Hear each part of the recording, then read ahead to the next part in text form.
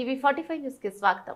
పెంచిన గ్యాస్ ధరలను తగ్గించాలని కోరుతూ ఐద్య ఆధ్వర్యంలో శుక్రవారం సాయంత్రం కనగిరిపట్నంలో మహిళలు గ్యాస్ స్తంభాలతో నిరసన ర్యాలీ చేపట్టారు. సుగుణవతమ్మ హాస్పిటల్ సెంటర్ లో నిరసన తెలిపారు. ఈ నిరసన కార్యక్రమం వెంకటమ్మ అధ్యక్షతన జరిగింది.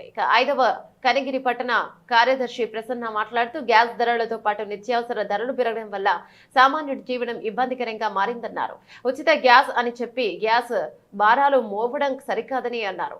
పెంచిన గ్యాస్ ధరలు తగ్గించకపోతే పెద్ద ఎత్తున ఆందోళన చేపట్టడం జరుగుతుందని కార్యక్రమంలో షమిల, రమణమ్మ, తిరుపతమ్మ, ఎలిషమ్మ, ప్రమీల, అలాగే చిన్నక్క, ఆదిలక్ష్మి, వరలక్ష్మి, నారాయణమ్మ, రుఫియా, మామిడల, రమణమ్మ, మల్లేశ్వరి, సుప్రియ, లక్ష్మీదేవి తదితరులు పాల్గొన్నారు.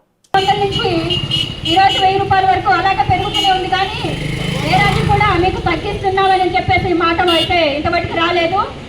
ఈ గ్యాస్ అనేది కాదు, పెట్రోల్, డీజిల్, అలాగే కరెంటు ఛార్జీలు ఇవన్నీ కూడా పెంచుకుంటూనే పోతుంది ప్రభుత్వం. ఈరోజు రాష్ట్ర ప్రభుత్వం ఇచ్చినటువంటి ఈరోజు ఉచిత గ్యాస్ ఏదైతే ఉందో వాటిపైన కూడా భారాలు పడే అవకాశం ఉంది.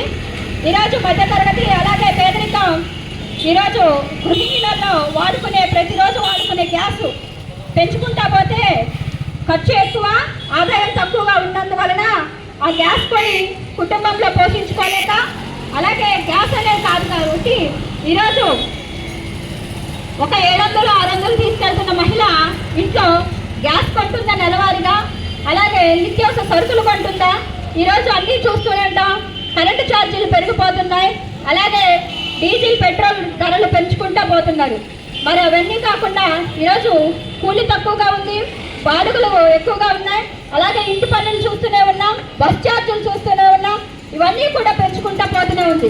ఈరోజు మేము ప్రభుత్వాన్ని డిమాండ్ చేసేది ఏంటంటే ఇలా పెంచుకుంటూ పోయే పద్ధతి వరకే